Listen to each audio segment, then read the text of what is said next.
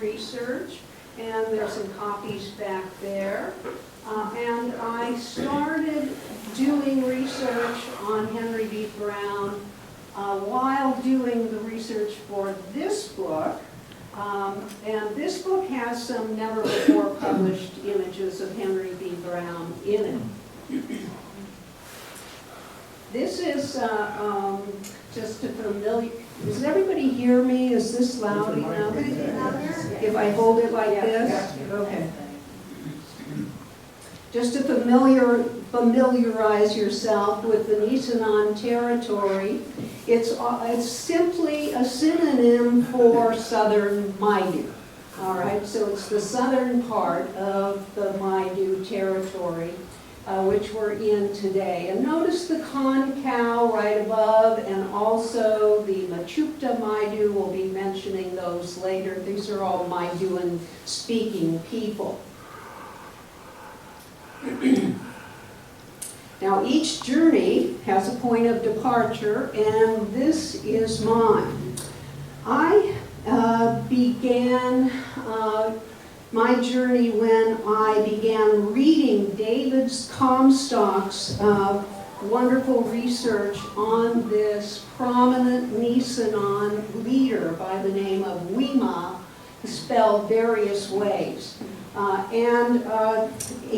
David, as you may know, fictionalized Wima in his book Gold Diggers and Camp Followers. And he also did a lot of newspaper research, as many of you know, and pulled out all the information about Wima. And Wima was mentioned quite often. He was such a prominent Nisenan leader, regional leader, that he was called a king. And somewhat facetiously, Alonzo Delano, who was a Grass Valley resident and humorist, wrote a spoofing piece about Wima, about actually going on a camping trip with him with Simone Storms, and it's called A Sojourn with Royalty. But this was a seriously important man. He was the major diplomat for the Nisenan, major negotiator. And this is a picture drawn by Henry B. Brown, both of these images.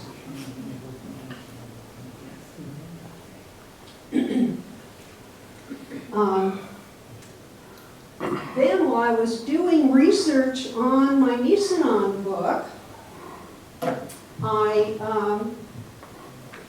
was looking through this book. Now, Dom Linders was so conscientious that he trimmed off the bottom and the top of this, but this is this image of a Concow village scene. Is also Henry B. Brown, and Thomas Blackburn did this book in 2006, and it basically publishes some of the best Henry B. Brown pictures, and in this book I found that portrait of Wima, and was quite delighted to find that. There were also a picture of two other Nisenan leaders in this collection of 30 or more of Henry B. Brown's work. So I started thinking. I started looking through this book. And what I noticed is that 1/3 of Henry B. Brown's best works were from Nevada County. And this amazed me. Here, this very prominent, well-known artist, and he did a lot of work in Nevada County. So this began an epic journey of my own to go to all the archives where Henry B. Brown's art now is, and this work is scattered across the country in Providence, Rhode Island, at the Peabody, at Harvard. Of course, I didn't go there because this was during the COVID, but this is all online. Also the Huntington Library in San Marino and the Bancroft Library at Berkeley. So the results of that work is what I am going to show you today. Now, Brown is terribly important, and I'll show you a couple more images, and you will see why. He is both realistic and he is empathetic. And these aren't pictures, moreover, are done in 1851 and 1852, and the timing is critical because this is just 3 years after the gold rush, so this is like very early contact period. These cultures and these populations are still intact, but within 5 years they will have collapsed. And the population and the culture is virtually gone. So Henry B. Brown is making this tour and making these images at a time when these cultures are still healthy. And I want to read you a little excerpt from where is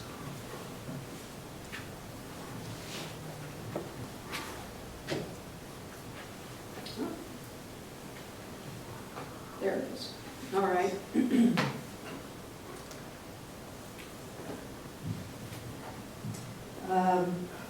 In Brown's drawings, Indian villages are intact, their headmen are dignified, the people are attractive, happy, industrious, and relaxed.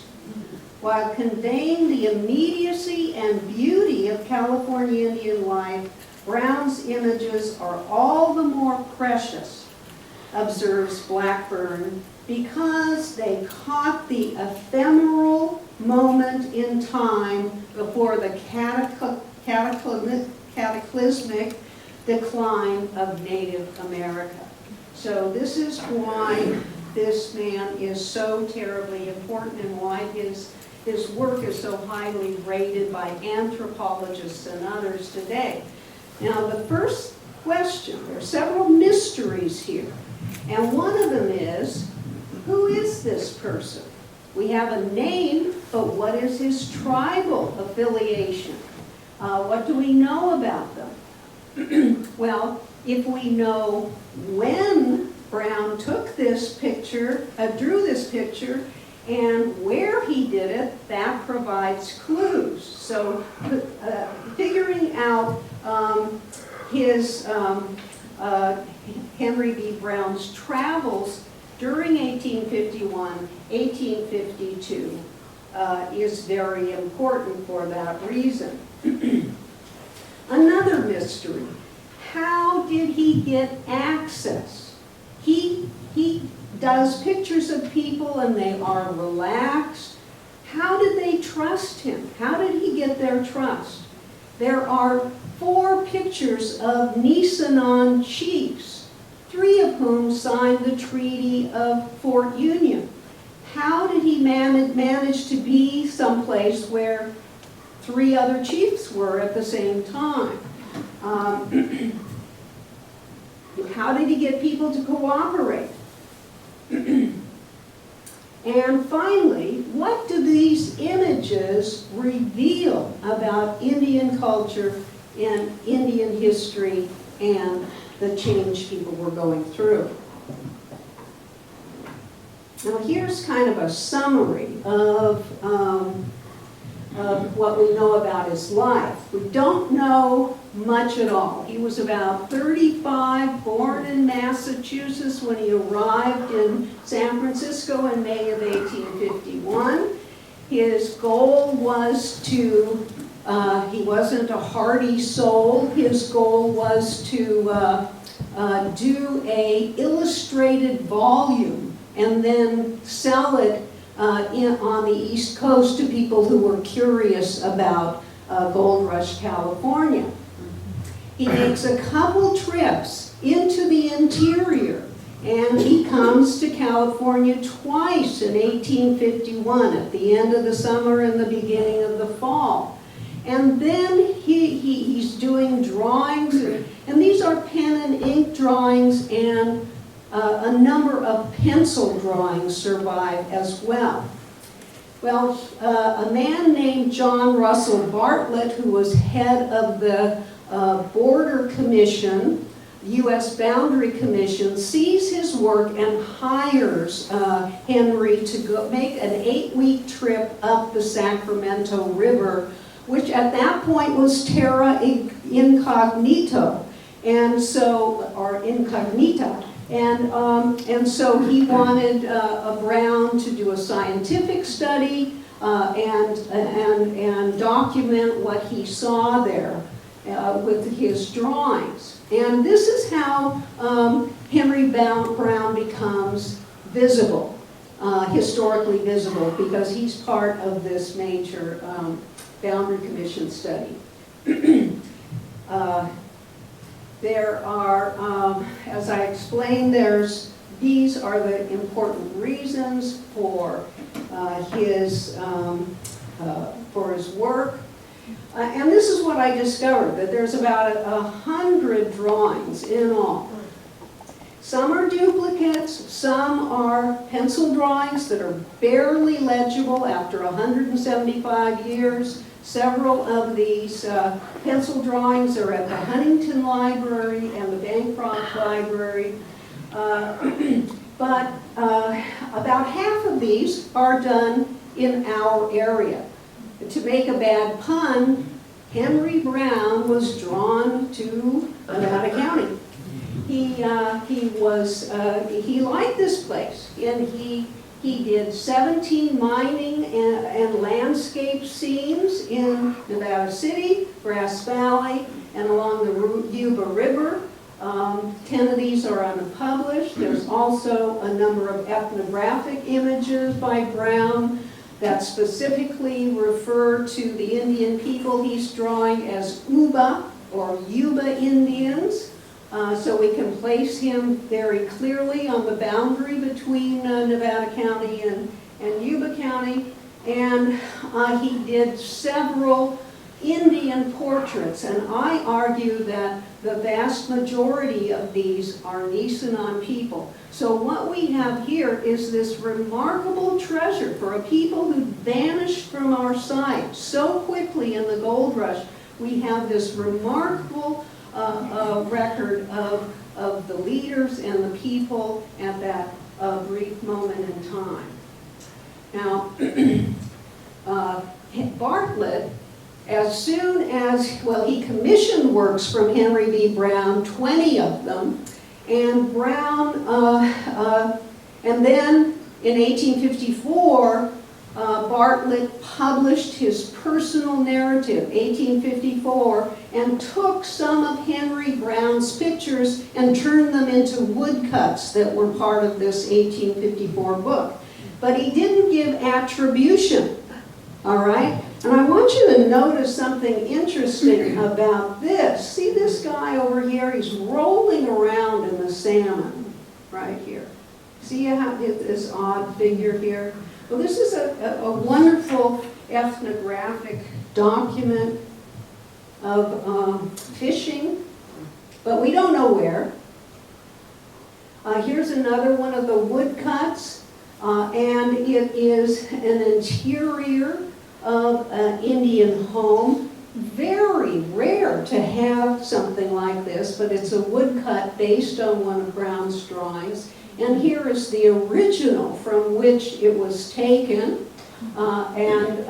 These are very finely rendered. And these ended up in the Bartlett collection, both at the Peabody and at the John Carter Brown Library in Providence, and they got subsumed into the Bartlett collection. Nobody knew Henry B. Brown drew them, so they were attributed to Bartlett. So for over 100 years, Henry B. Brown basically vanishes from sight.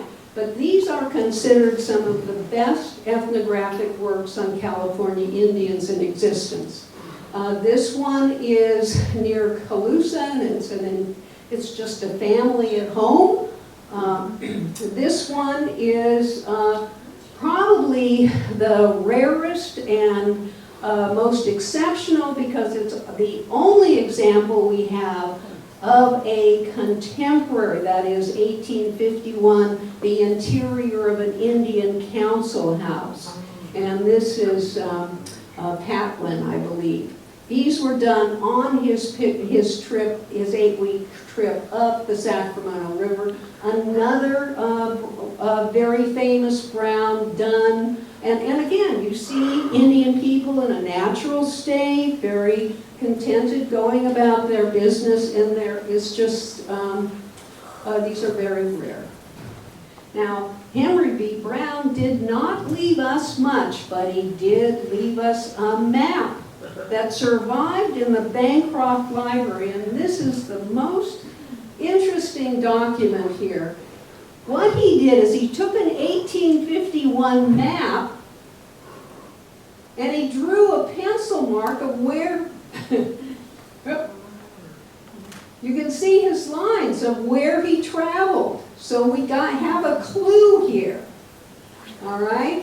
So it's July 1851. He's itching to go into the interior and start his books and drawings of historic California. Where would you go first if you were going to do an illustrated book on the gold rush? Sutter's Fort, right? So, and we see him going, that pencil mark right there, going, and then going straight north. And what's between Coloma and Nevada City? The American River? Many different river canyons.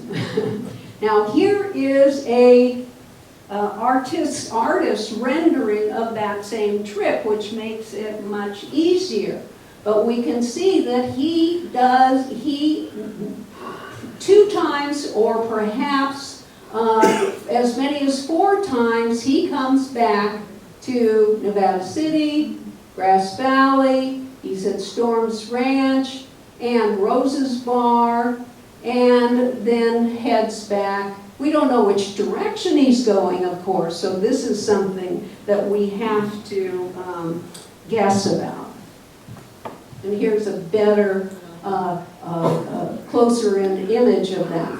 And my theory is he goes to Coloma first, all right? And then he heads north and comes to Storms Ranch, which the Hermitage at that time was the best hotel with the best food. So it was a very good place to rest for the weary travelers after going up and down major deep river canyons.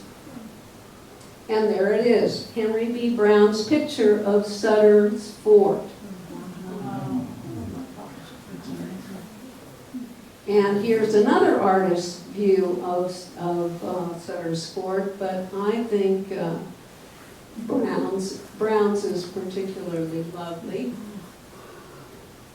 All right, and then this is one of the woodcuts from Bartlett's book that has no attribution, but I'm guessing this might be Henry B. Brown, that he was going into those deep, in a stagecoach, going down deep into these river gorges, and this is one of his drawings. And another one that might be a Henry B. Brown. All right, then he arrives at Storms Ranch. And here is Storms himself, Simon Peña Storms, who was, according to some reports, Wima's father-in-law. He married Wima's daughter, purportedly. All right?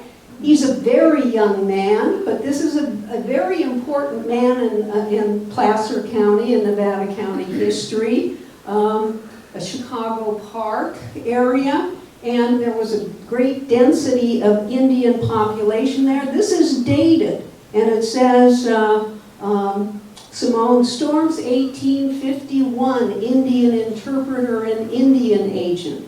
At this time, he was a private citizen, but later he became a Indian agent and interpreter at treaties. And here, Storms is shown next to Wema at Round Valley after the Nisenan Indians had been removed to a reservation on the coast in 1855. Wema always wore this blue coat that was distributed to him at treaty sessions to fatten him up. All right, now this is a man named Bullock.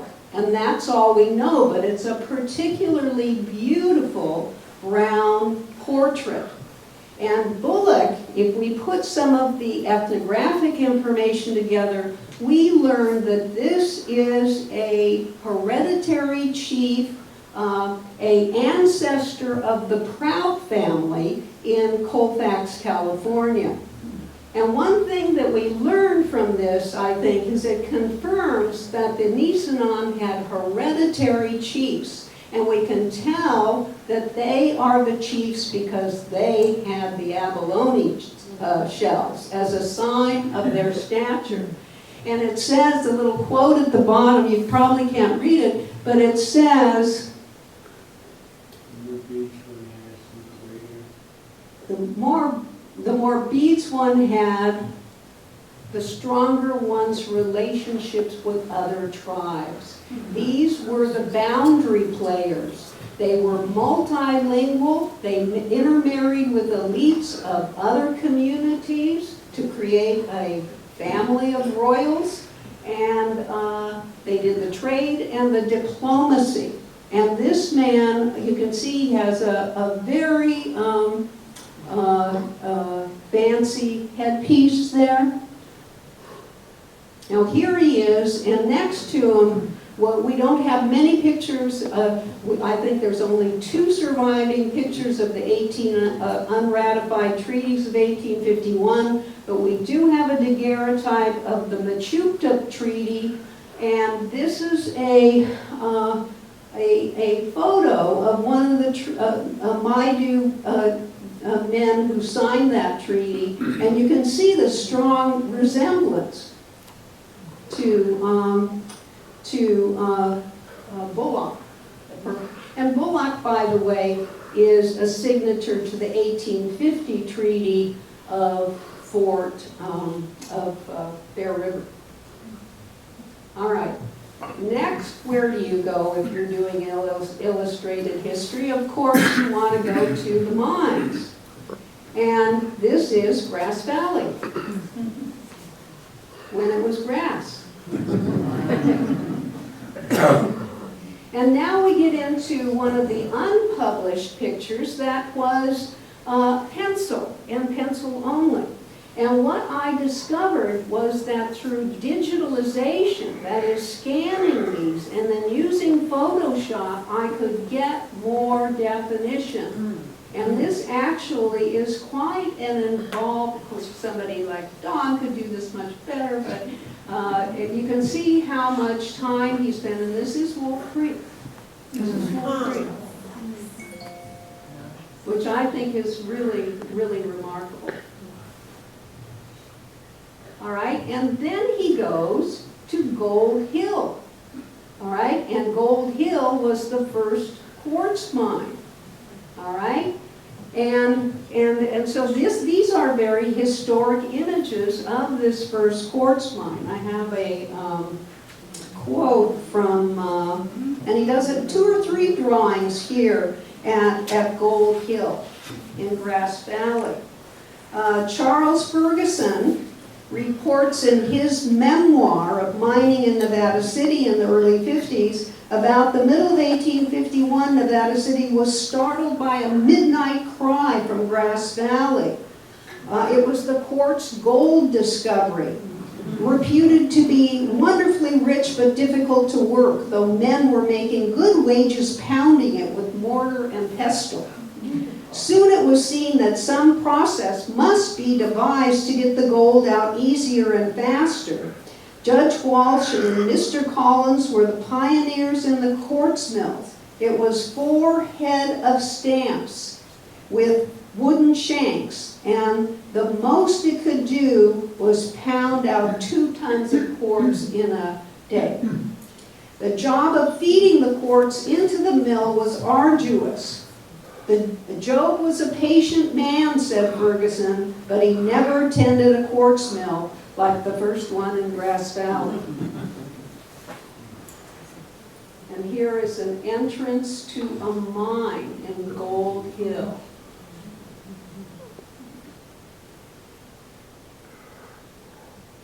Which is pretty. All right, onward to Nevada City. This is another quartz mill. Quartz mill near Nevada City, it says. And this has been digitally enhanced in order to get some of the detail.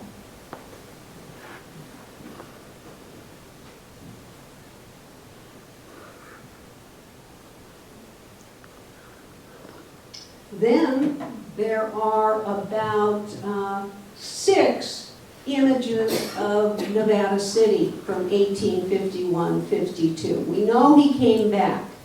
We don't, most of these aren't dated. This has been digitalized to bring out the color, and this is one of the finest ones. This is Sugarloaf, looking down at Deer Creek. And for some reason, he put those black marks to indicate the river. And I don't know why that is. I guess because it was being torn up, right? And so it was in an upheaval. But that's how he indicated the river. And this is another one that has been digitized to bring out, and because the more you enhance, you can see more of the forest, more of the ridges. Here we're looking, I think, at Banner Ridge and Deer Creek. Here's another one before it was digitized. Huntington Library scene. Doesn't look like much, but once it's digitized, you get this amazing amount of detail.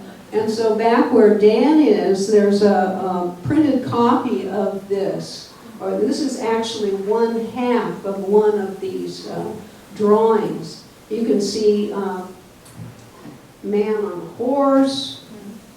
There's quite a bit of detail. Of course, there's a sluice. There's trees down, obviously.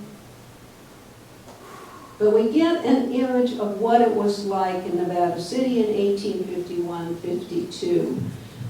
Here's again another pencil drawing without enhancement.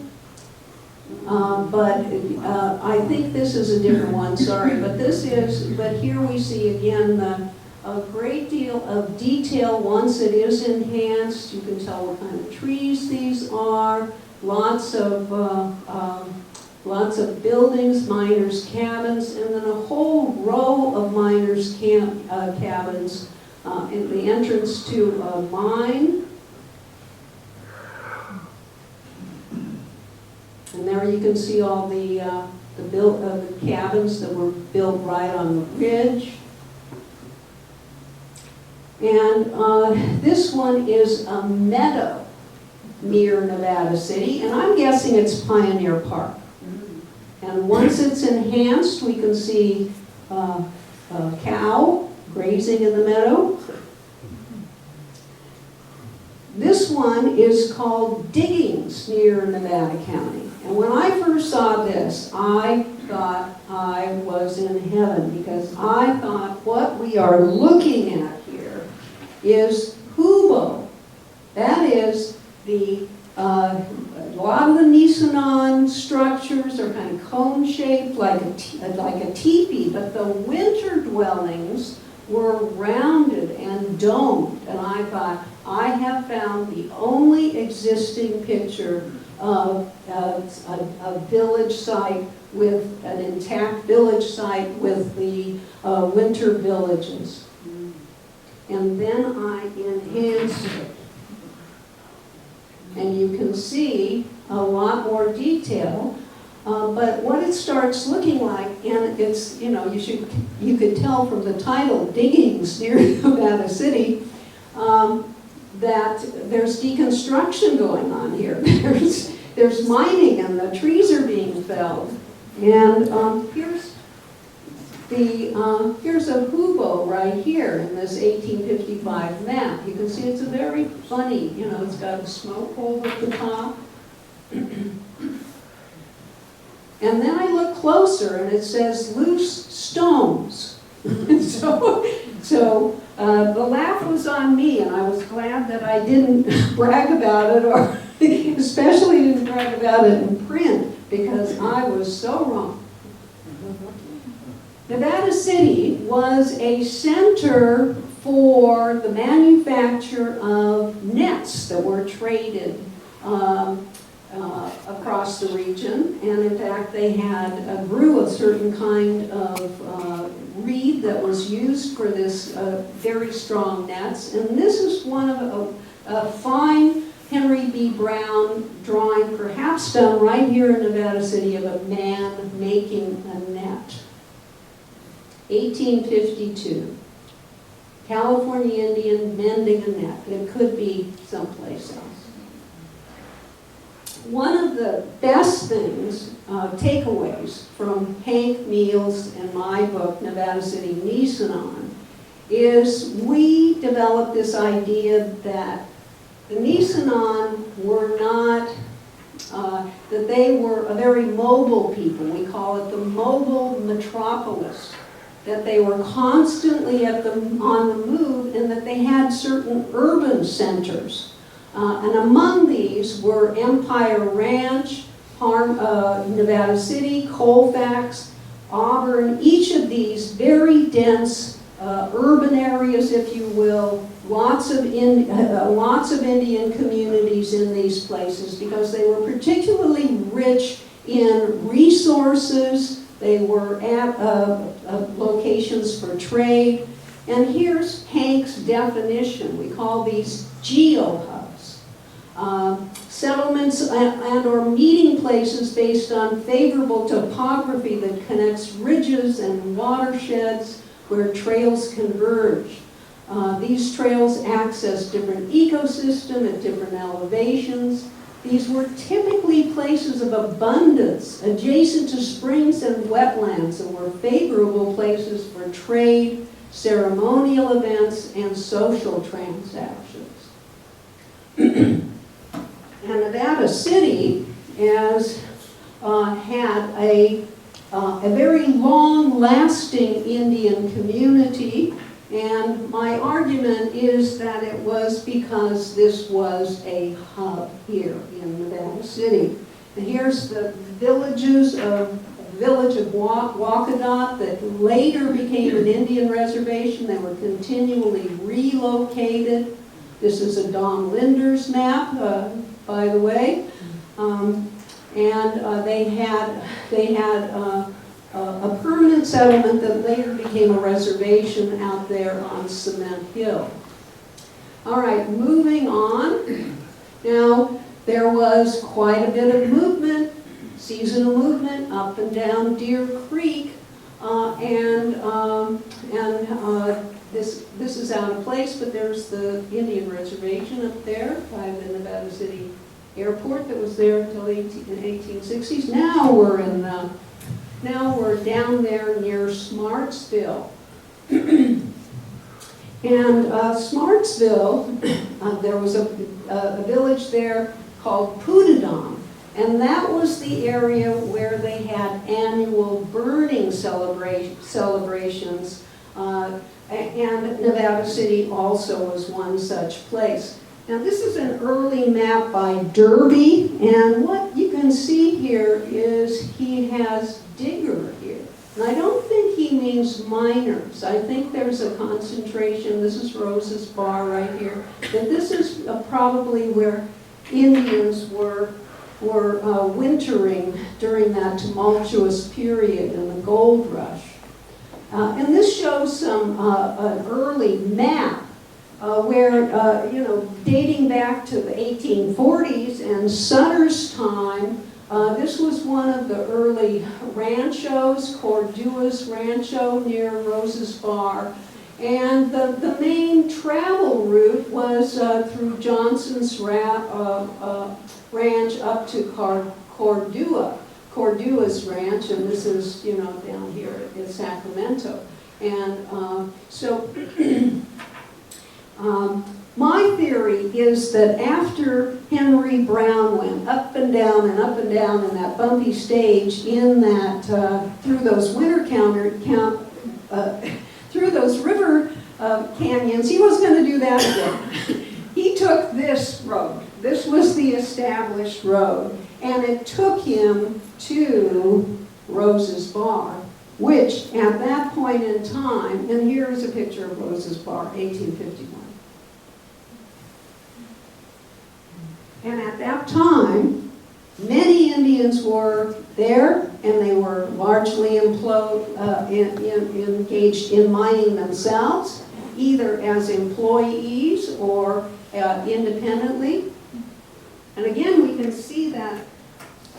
I mean, what do you make of that? That little, this little black area.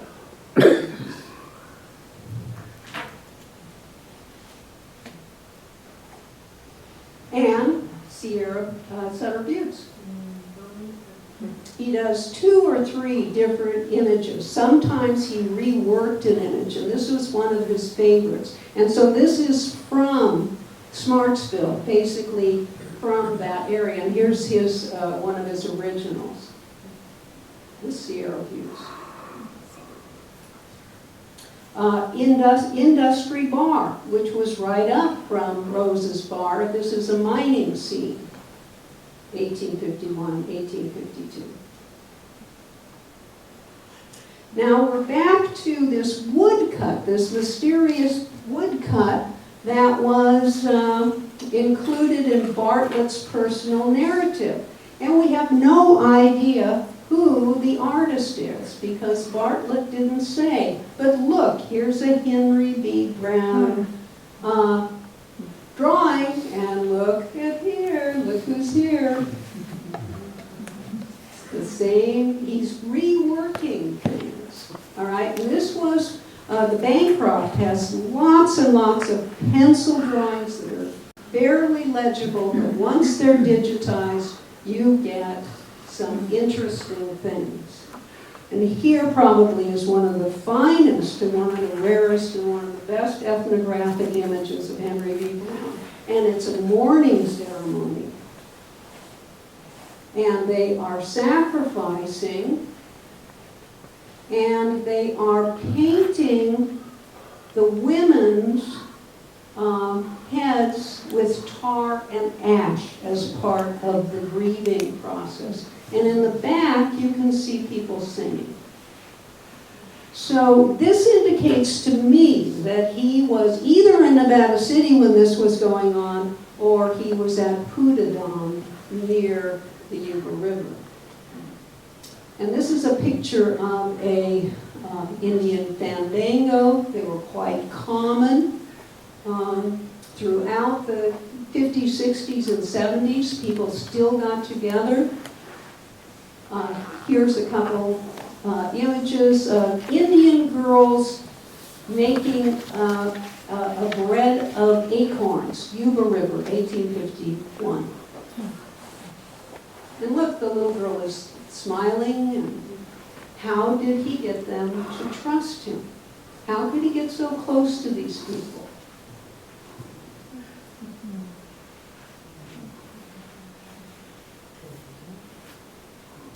Here's a picture that was very faint, and then once digitized, we see this woman has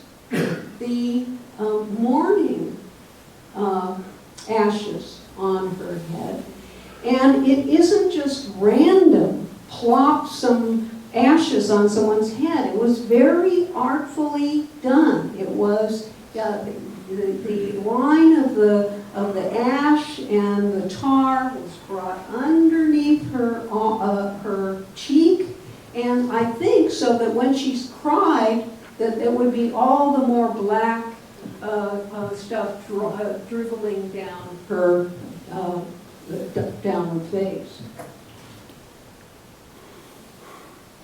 And this is one of my favorites.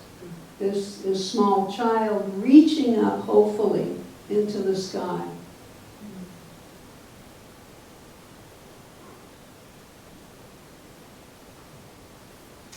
And again, another never published before Henry Brown. And it's very different from his other work. And we don't know where it is, but there is an American standing here, and he is shielding a child. And this man is trying to moderate. This man is clearly quite angry. What's very curious is that this woman has a Sioux Indian hairdo. That this woman does not look like she is a local. She looks like she's one of the people who came in with the fur traders. Another woman and child. And this is an image done very early in time.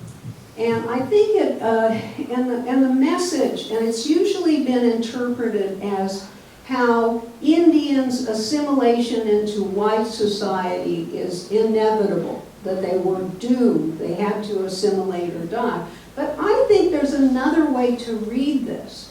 I think it shows how quickly the Nisenan had to adapt or die. In weeks, months, years, they had to adapt their way of life. And that meant working for, heading up work parties that worked for miners. This is not a brown, but it's a wonderful picture of a Indian chief with a beautiful headdress, a native headdress on the Stanislaus River. A Yuba River Indians gambling. This man is holding the little pegs behind his back, and these people are trying to guess. And what this, we discover something the closer we look at that, and that is, this says Yuba River Indians gambling. So we know this was down at Smartsville, Rose's Bar area, where Henry B. Brown was, but it turns out he did portraits of these same individuals. So we know they were on the Yuba River too, that they were Yuba River Indians. So this places a lot of different portraits in Nevada County and Yuba County.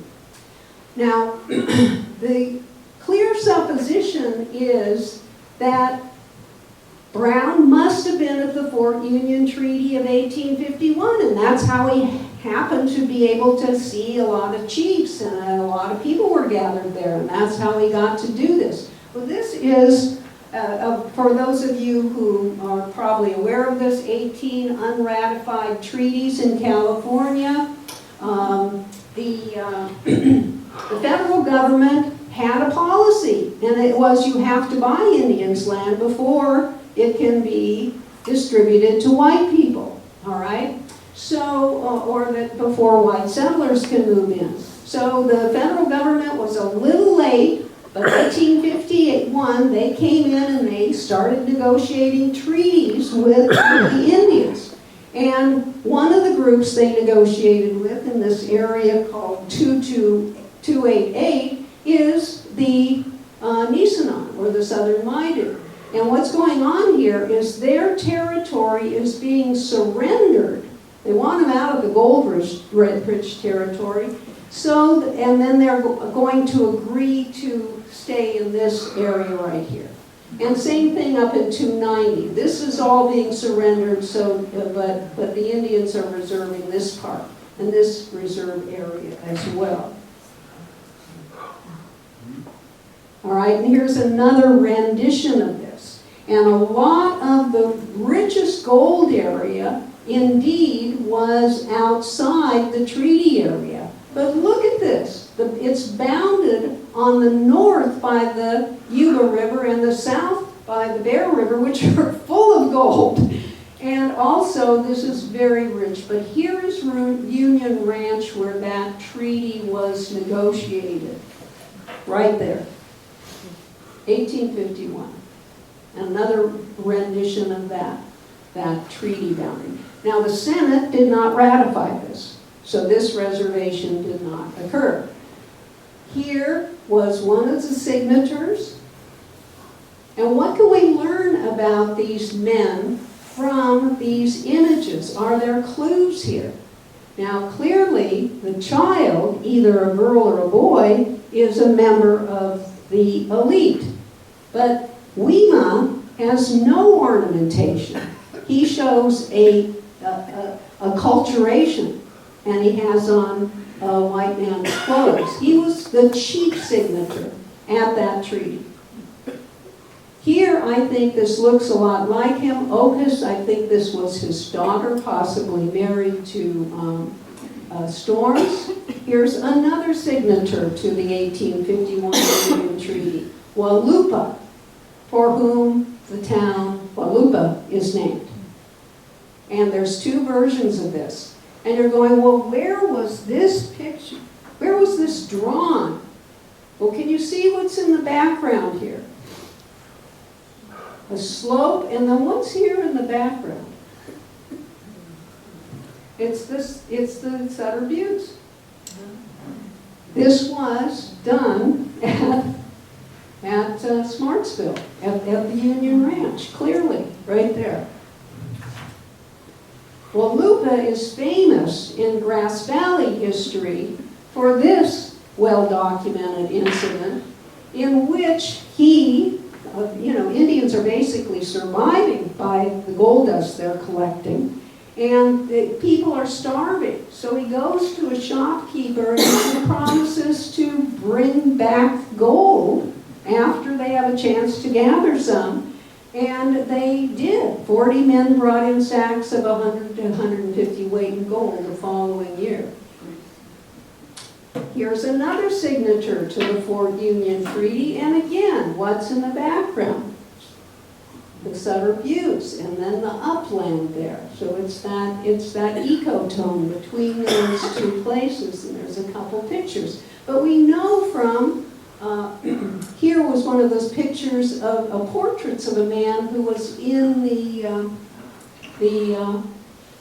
gambling picture.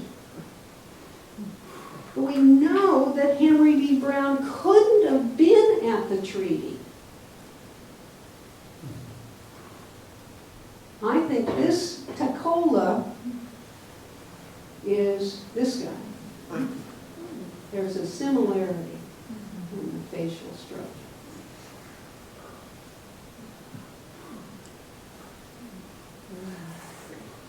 And that's it, the end.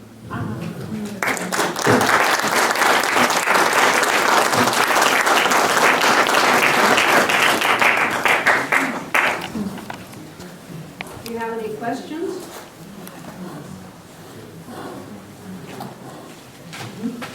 Yes. I'm curious. Have you gotten any feedback from existing Native Americans here about those pictures? Contemporary Native Americans? Mr. Prout, Clyde Prout, who is the descendant of Bullock, was very excited about it. And I did share these at a Nisenan event last year. Yeah, they're aware of it.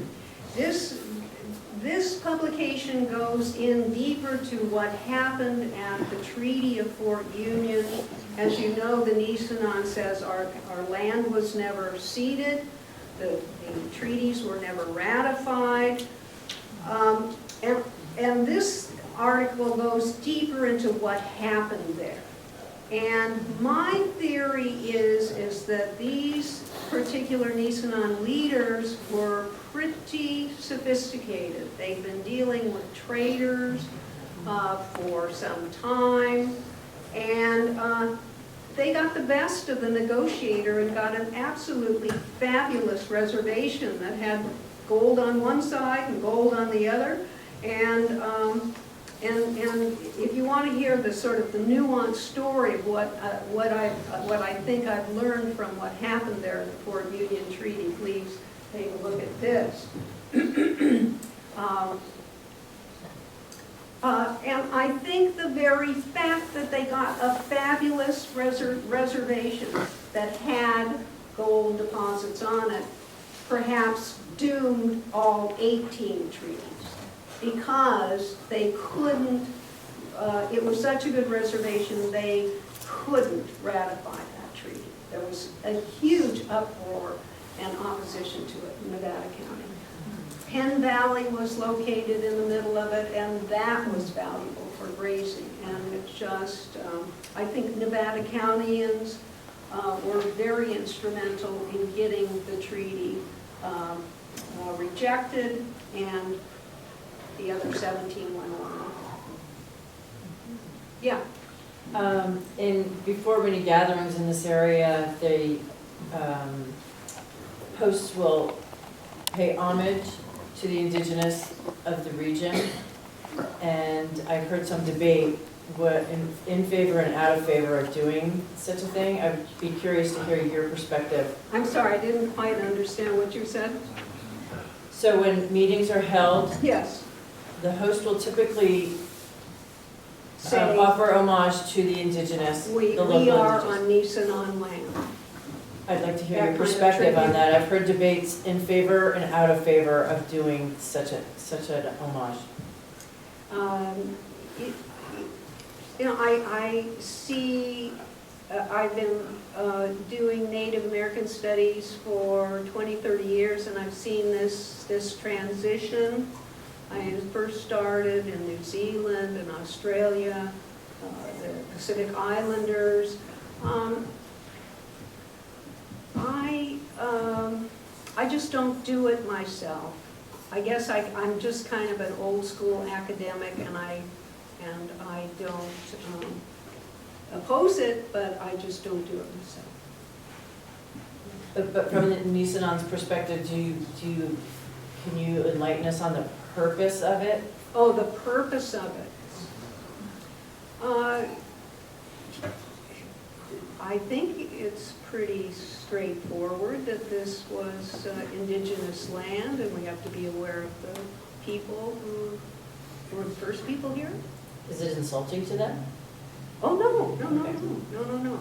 Because I think Shelley and the Rancheria people feel like this is unceded land, it's still theirs. And that's another reason to make this front and center in people's consciousness. Thank you. Candace, many of the images, the sketch images show the complexion as being pretty light. Yet we see photographs that are in fact pretty dark. What are your thoughts on that? Do you think that was purposely done by the artist? I think it depends on the time of the year. And I think this particular artist needs it. Did you say artist medium? Yeah.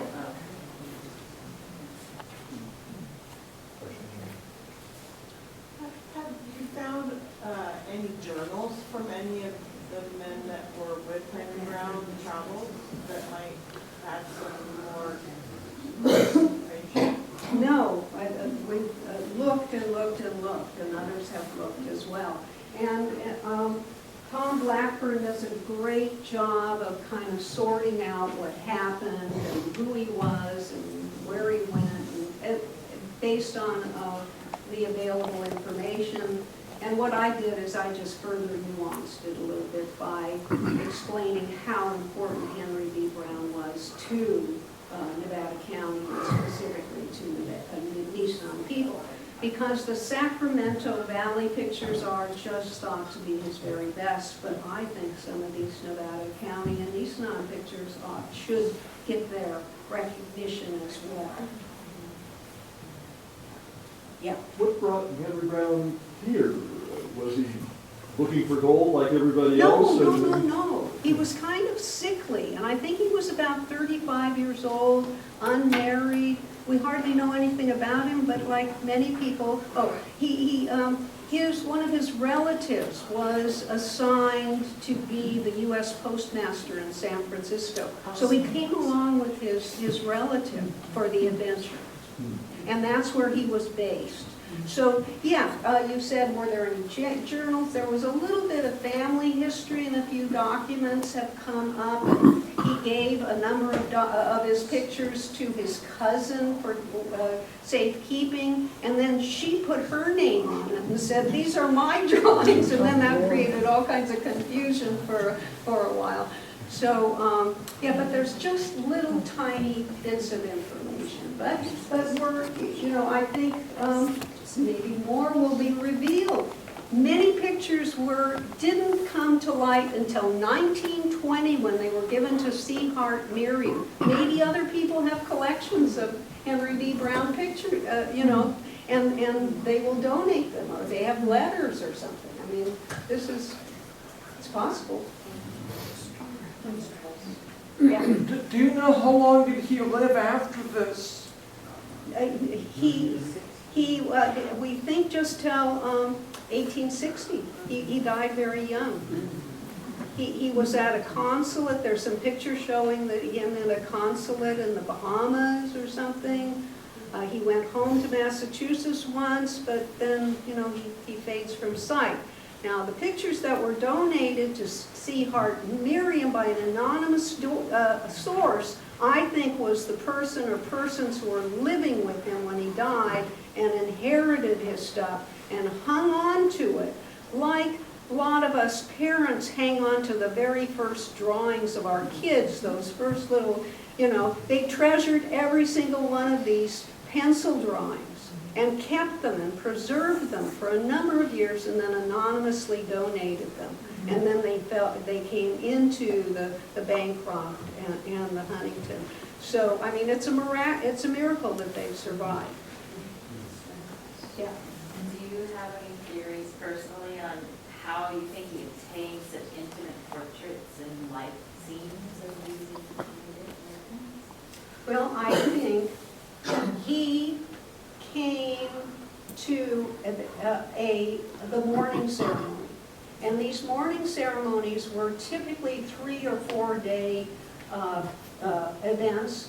They were done at the time of salmon runs, so there was lots of food, lots of acorns being harvested.